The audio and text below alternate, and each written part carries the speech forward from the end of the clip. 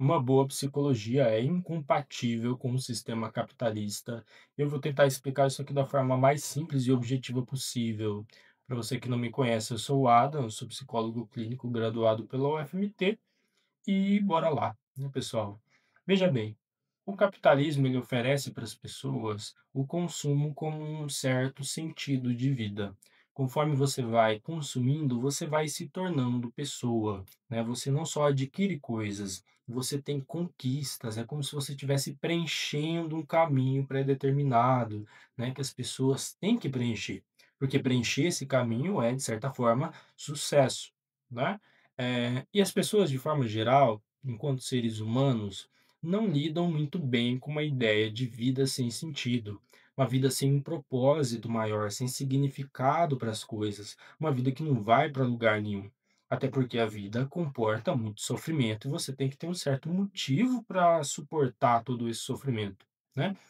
E aí a gente tem, por um lado, o sistema capitalista, que precisa que as pessoas aceitem o seu sentido para que ele continue existindo, e por outro lado, as pessoas que, de certa forma, precisam de um sentido para continuarem também existindo, né? E aí essas duas coisas vão se juntando em meio a muitas modificações. Mas a preocupação do sistema capitalista não é exatamente o consumo, é a reprodução e expansão de capital. Consumo é uma parte disso daí, mas o que comporta realmente a produção e reprodução de capital? As coisas, elas vão se tornando mercadorias, porque conforme elas se tornam mercadorias, o capital pode utilizá-las como base de reprodução. Ele se reproduz através das mercadorias. Se as coisas não se tornam mercadorias, o capital não tem como se apoderar delas. Se você vai para o trabalho a pé, isso não aumenta o PIB, isso não gera receita, isso não gera um excedente de valor. É preciso que as coisas se tornem mercadorias, entrem no processo de produção no formato capitalista, para que o capital possa se apropriar delas, desse processo de reprodução e de expansão, né? E aí, veja bem, por que expansão? Né? É necessário que uma parte desse processo não seja remunerada, mas eu não estou falando apenas do trabalho realizado que é comercializado, do trabalho formal, do trabalho das 8 horas de CLT. Não, eu estou falando de todo o trabalho necessário para a sociedade continuar funcionando dentro do sistema capitalista. Existe uma parte desse trabalho que, se ela for remunerada, o sistema quebra, ele não suporta o trabalho doméstico, o trabalho materno, o cuidado de uma criança para que ela chegue pronta no mercado de trabalho, é o lavar de roupas, é limpar o chão, é preparar a comida, tudo isso, né, é trabalho necessário para que o sistema continue funcionando, mas ele não entra nessa dimensão de trabalho remunerado, né? E ainda assim, o trabalho remunerado era para ter como conseguir suprir, né, toda a demanda desse trabalho, para que a pessoa continue viva executando tudo isso. E não, ele não arca com esses custos, né. E aí a gente começa a ter um grande problema, porque essas coisas vão se tornando mercadorias. Para você ter acesso a essas coisas, você precisa, obviamente, de poder de compra, né. Se você não tem poder de compra, você não acessa, e se você não acessa, você não se torna pessoa de forma integral. Veja bem, a nossa vida, para ser bem vivida, para a gente ter uma vida respeitada, uma vida digna, a gente precisa de um conjunto de coisas. A gente precisa de saúde, de educação, de segurança, de lazer, de entretenimento, de descanso, de várias coisas. Se todas essas coisas são mercadorias, o mínimo que a gente precisa é de renda para arcar com tudo isso. E isso é incompatível com o sistema. Isso pensando aí no cenário nacional, né? No cenário global, que é a dimensão já do sistema capitalista, a gente tem países e países, porque a gente tem que lembrar que o capitalismo é um sistema de produção, né? Ele tem uma certa organização social do trabalho para que essa produção seja contínua, para que ela continue se reproduzindo.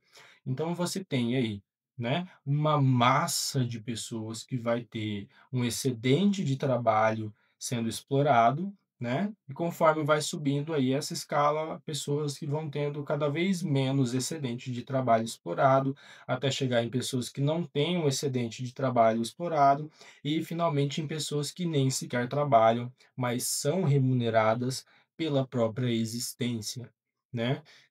Isso sem contar as pessoas aí que não são remuneradas, que não trabalham de forma formal ou mesmo informal, porque estão em uma situação de desemprego, de precariedade, mas que são necessárias para o sistema, porque, bom, se todo mundo tem emprego, as pessoas começam a pressionar por melhores salários. Se todo mundo pressionar por melhores salários sem medo de desemprego, a gente começa a ter um problema, porque o sistema tem que ceder, e se ele ceder, ele não se sustenta, né?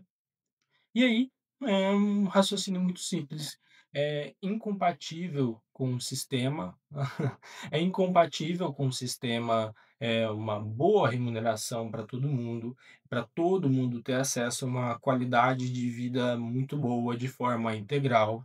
E, bom, cadê o bem-estar nisso tudo? Cadê a saúde mental?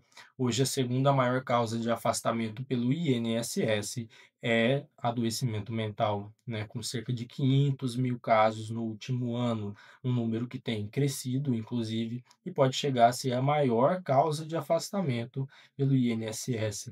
Ah, né, isso contabilizando aí apenas um número específico de pessoas, porque muitas pessoas que adoecem em casa, que adoecem em situação de rua, não entram nesse cálculo, a gente não consegue ter muito bem esse parâmetro e então, né, um dado com subnotificação. De forma geral, né, pessoal, é triste pensar que a pessoa ela adota um certo sentido, que é um sentido de reprodução do capital e ela não percebe isso muito bem. Chegam alguns momentos em que a pessoa realmente se depara com isso. E aí a gente tem casos de adoecimento, mesmo com pessoas com uma boa qualidade de vida, quando a gente compara com a massa de brasileiros, pelo menos, né? Então a pessoa tem casa, tem carro, tem família, tem estabilidade, mas chega um certo momento que ela percebe que, bom, na verdade, a minha vida toda eu não vivi muito bem, eu não soube o que que era a vida, minha vida não tem lá muito sentido, isso para as pessoas que ainda têm geralmente companhia, né, como o sistema ele induz ao individualismo, porque coletividade não faz bem para o capitalismo, né. Pessoas em um aspecto coletivo se organizam, têm mais autoestima para fazer reivindicação, e aí o sistema não se dá bem com reivindicação, então deixa cada um separado no seu canto. E o ser humano, ele adoece separado, cada um no seu canto. Não é à toa que a gente tem um método de tortura chamado solitária, né? Ficar em estado de solidão não é bom para a saúde mental, mas é necessário para que o sistema continue funcionando. Por isso, né, tem que acabar com os sindicatos, com os coletivos, organizações e tudo mais, né? Eh, e é isso, né, pessoal? É muito triste em algum momento você ter que se olhar no espelho, você ter que deitar na sua cama e olhar para cima e perceber que a sua vida não teve sentido nenhum. Você não sabe o que é viver uma vida de qualidade, uma vida boa, você não sabe o que é viver uma vida com real sentido, né? Você serviu como base de reprodução do sistema e no momento em que você não serve mais, você pode ser descartado e ir embora desse mundo como se não fosse ninguém, né. E é isso pessoal, espero que a gente se veja em um próximo vídeo.